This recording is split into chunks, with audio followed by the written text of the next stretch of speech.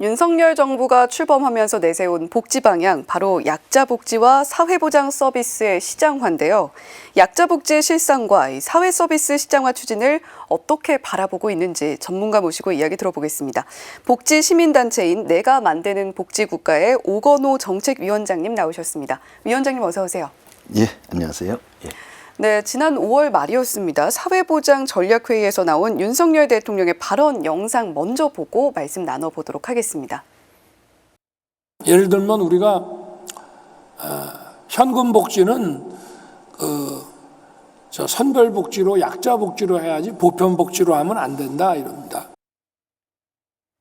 네, 이 현금 복지 대상은 사각지대에 놓인 사회적 약자들이어야 한다라는 인식에 깔려 있는 것 같은데 오 위원장님께서는 어떻게 좀 받아들이고 계신가요? 그러니까 사회적 약자를 위해서 현금 복지를 제공해야 된다는 건 당연하죠.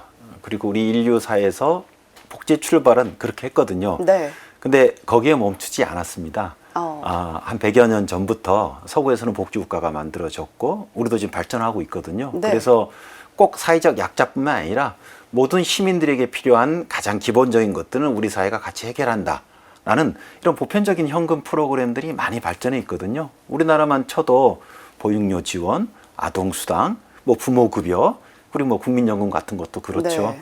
그래서 대통령의 말씀이 너무 조금 과거에 머무는 거 아니냐, 혹은 또 이미 이런 모든 시민을 위한 현금 복지가 많이 진행되고 있는데 현실 복지에 대한 인식이 충분치 않은 거 아닌가, 저는 영상을 보면서 그런 생각을 했습니다. 네, 오히려 좀 미래를 설계하기에는 좀 부족한 인식이 아닌가라는 이야기 해주신 것 같은데 실제로 지난 1년간 약자 복지는 어떤 방식으로 시행이 되어 왔는지도 궁금합니다. 의미 있는 개선이 이루어졌다고 보시나요? 윤석열 정부의 복지 철학의 핵심이 약자 복지이거든요. 네. 대통령이 여러 자리에서 이걸 강조하고 저는 약자 복지는 무척 중요하다고 봅니다. 우리 사회 사회적 약자들의 어떤 경제적 상황이 너무 취약하기 때문에. 그런데 진짜 윤석열 정부가 주창하는 것처럼 약자 복지가 제대로 진행되고 있는가에 대해서는 무척 회의적이에요. 가장 기본적인 게 기준 중위소득이라고 있는데 이런 사회적 약자들의 복지를 제공하는 기준선입니다. 무척 중요해요. 그래서 윤석열 정부가 기준 중위소득을 역대 정부와 비교해서 가장 많이 올렸다. 이제 올해 5.47%를 올렸어요. 네. 팩트입니다. 가장 많이 올린 건 맞는데, 그래서 이거를 대표적인 약자 복지의 이제 그 지표로 얘기하는데 올해 물가가 엄청 올랐거든요. 그렇죠. 그래서 물가가 오히려 이 실생활 물가는 5.47보다 더 올려버렸기 때문에 사회적 약자들이 받는 현금의 실질 구매력은 오히려 비슷하거나 낮아졌어요. 그래서 과연 이 기준 중위소득의 실제 현실을 알고 있다면 약자 복지의 대표적인 제도로 혹은 자랑거리로 기준 중위소득을 얘기하는 건 사실 실제 내용에 대해서 충분히 인지하지 못한 것 같아요. 그리고 사실과도 다릅니다.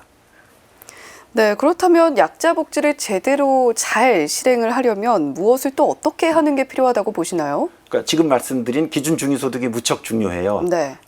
지금 7월 달에 매년 이걸 결정하거든요. 정부가 7월 말에 발표할 예정인데 이 기준 중위소득이 결정되면 그거에 따라 취약계층한테 제공되는 거의 대부분의 복지가 연동되어 있습니다. 네. 그래서 진짜 약자 복지 정부이려면 올해 7월에 내년도를 결정하게 되는데 지금 물가 상황까지 감안하면 대폭 올려야 됩니다. 그리고 또 하나 더 추가하면 주거 복지예요. 특히 이제 전월세도 살기 힘든 주거 약자들이 있거든요. 그럼 공공임대주택이 필요한데 올해 공공임대주택 예산이 무려 5조 원이나 깎였어요. 좀 이해가 하기 힘든 거였는데 이제 곧 정부가 예산안을 발표할 텐데 내년에는 공공임대주택을 대폭 확충하는 내용이 담기길 바라고, 이렇게 기준 중위소득이나 공공임대주택을 대폭 강화시킨다면 그때는 약자 복지를 말할 자격이 있다고 생각합니다. 네, 또 한 가지 윤 대통령이 강조한 발언 내용 듣고서 저희 더 이어가 보도록 하겠습니다. 한편으로는 이 사회보장 이 서비스 자체가 하나의 경쟁이 되고 시장화되면서 이것이 산업화된다고 하면은 이거 자체도 우리 사회의 성장과 발전에 중요한 또 이 팩터가 되기 때문에. 네, 이 사회보장 서비스의 경쟁체제 도입으로 인해서 기대 효과 어느 정도일 거라고 보고 계신가요? 요 사회보장 전략회의에서 대통령께서 경쟁을 강조하셨는데 과연 한국의 사회 서비스 현실이 경쟁이 부족한가? 너무 넘치거든요. 우리 요양시설, 요양기관들 생각해 보십시오. 우후죽순으로 경쟁하고 있는데 서비스 질이 무척 낮습니다.